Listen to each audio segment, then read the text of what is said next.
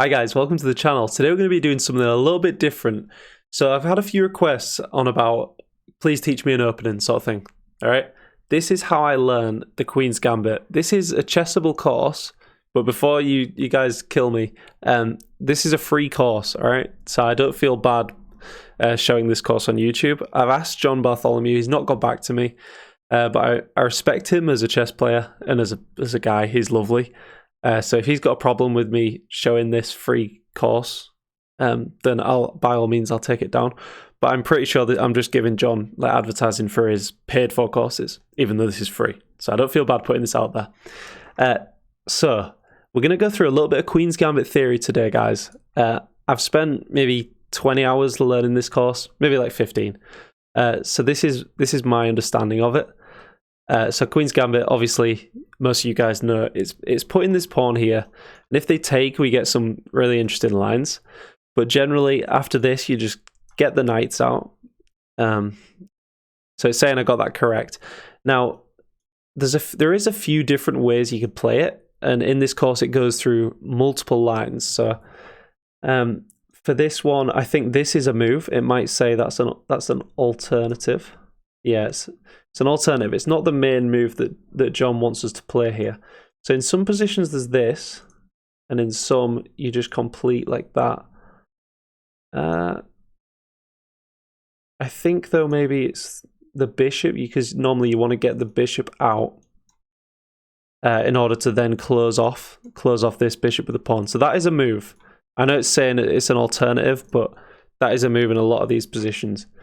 It's just this specific variation is teaching you one certain line. That is completely okay, I'm pretty sure. So what is this? The exchange it wants us to play the exchange. Okay, it wants us to exchange the pawn. But like I say, guys, this is also fine. And probably we want to get this in to get this out.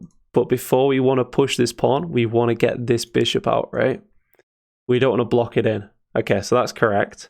And now probably, yeah, okay. So this all seems fairly natural. I hope it does to you guys. And now we always like to have, not just in these lines, but generally in chess, like it's lovely to have this bishop here to line up with the king. Sometimes you look to pin this knight here to the king if the king's here. But once the king's castled, it's often good to get the bishop to this square, I think. Yeah, okay. So now what I'd want to do in a game is pull back and threaten a mate. But that's probably a vestigial trait from my my earlier games as like a 1200, 1300, because often you get a few cheeky checkmates like this.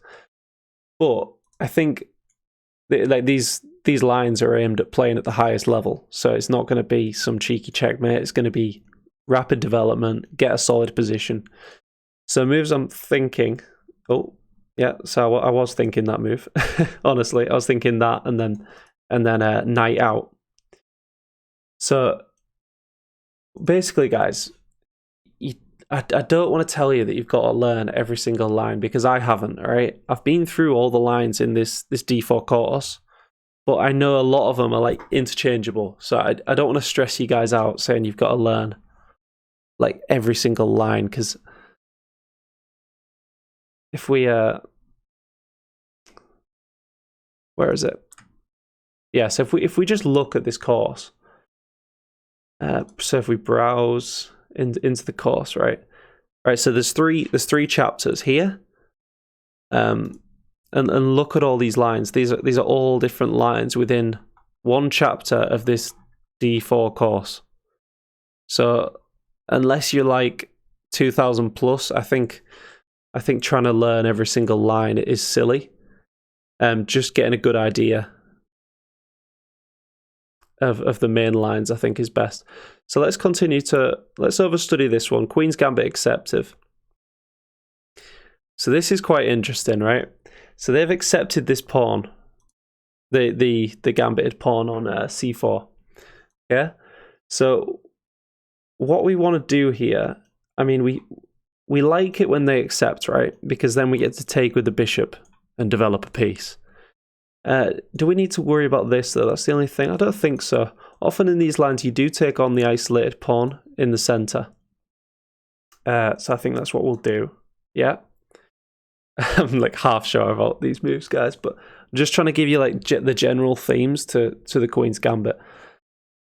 So here, what we want to do is either pin or develop this. There's also certain lines where you throw in a check because we don't want them to throw in a check because then it can get a bit uncomfortable. I think that's no, it's not. Okay. See, this is what I do in a game. I'd have done that in a game. I just remembered in certain lines in the Queen's Gambit, you do throw in the check. But actually, no, that was bad in that case because Bishop would have just gone here and it would have just helped their development and they would have castled. And our Queen would have been stuck here. We'd have castled and then they'd have hit our Queen with their Rook and won a tempo in like 5 moves time. That's why I think that was bad. So now looks logical just to castle here, right? You can, but they prefer maybe this. No? Okay, why is that incorrect? Oh, now you throw in the check. Okay. And then, yeah, you take, and then you castle. And then you look to put some pressure on this bishop in a lot of lines. It's saying here maybe play something else first. But see when it says alternative, that's not a bad move. That's just not the move that Chessable forces you to learn. What Chessable does, it gives you a move, it covers it up, and you've got to play it. It's like, you know, when you're at school and you do that, write it down, cover it up, remember it. It's like that. So probably just knight out, unless there's something bad. Yeah, knight out. So maybe they're threatening this with this move. So often we just preemptively pull back in some of these lines. Yeah, you can. But here it's not so much of a threat. So instead we choose to develop maybe. It's an alternative.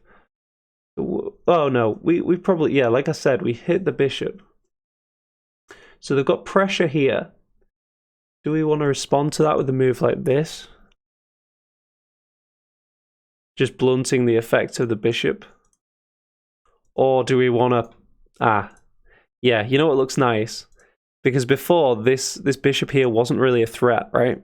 Because if takes, they take with the bishop, and all we've done is got rid of our lovely bishop. Yeah, whereas in that position, you're threatening to damage the pawn structure in that previous position there. So yeah, this is the same thing. So that's just an example of John Bartholomew's course. Please go check it out. It's a free course. And let's try and play a little 3-minute game in these lines. Let's try and get white, shall we? Is this cheating doing this? Let's just keep a ball in until we get white, shall we? Yeah, there we go. Right. So starts with d4, and then we crack with c4. Okay, so they accept it. So against this, guys, this is one of the things you got to remember. Put 2 pawns in the center, which is quite a like natural thing to remember, I think. So now we like takes, but then this pawn falls. So therefore we go like that first, and then I think we take. Although if here, then we get a big... What? No. Oh, they take our queen, but we don't care. What? They've got horrible pawns, lost a piece. That was just not worth it. How are we only... We're only 1 point up. I guess when we retake this pawn, we're a couple of points up. So they're up a pawn here. But we really don't care, right? Just very confusing. So if here, it does give us double pawns. So maybe here, protecting this pawn. Looks awkward, but we have only got 2 minutes 15, so let's just develop. Try and show the power, guys, of the Queen's Gambit. So let's just get this piece out. Okay, so they're giving us double pawns, fair enough.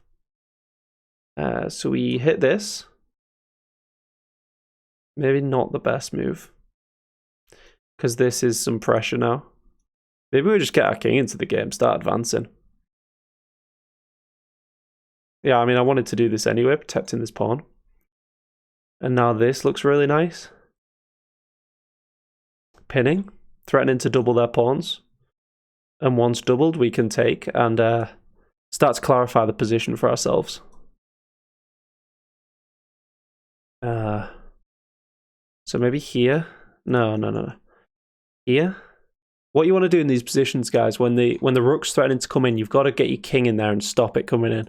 Unless it's backed up by another rook, in which case it's much harder to do. So this, looking to get this move in. 1 minute 50 left, guys. Come on.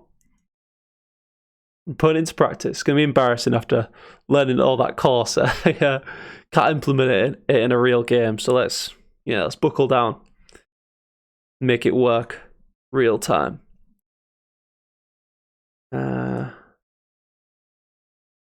Okay. They can take. It gives us an isolated pawn, but I'm okay with that. Right now, so we hit the bishop. Maybe we pivot back. That looks nice. Pivoting around, hitting the rook, maybe having some activity over here. Yeah, that looks good. Hitting that pawn as well. We've got some pressure on this as well, just to be aware of that. I mean, that was like my chess teacher did that on purpose to such a very visually obvious fork there. I hope that helps, guys. Just a quick one on the Queen's Gambit. Let me know if you want me to do like more stuff on the Queen's Gambit.